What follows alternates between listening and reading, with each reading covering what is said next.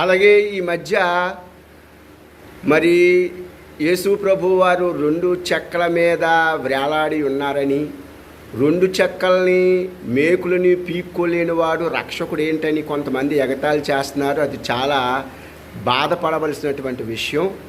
అడ్డంగా ఉన్న చెక్క ఏంటంటే యేసు ప్రభు చేతులు, నిలువుగా ఉన్నది ఆయన శరీరం శిరస్సు నుంచి కాళ్ళ వరకు నిలువుగా ఉన్న భాగం. సిలువ యొక్క సాదృశ్యం ఏంటంటే భూమి మీద ఉన్న నరుడు పరలోక రాజ్యానికి, పైనున్న పరలోక రాజ్యానికి వెళ్ళాలంటే యేసుక్రీస్తు వారి యొక్క మరణము ద్వారానే, యేసుక్రీస్తు వారి యొక్క మరణమునకు సాదృశ్యమైన సిలువ ద్వారానే.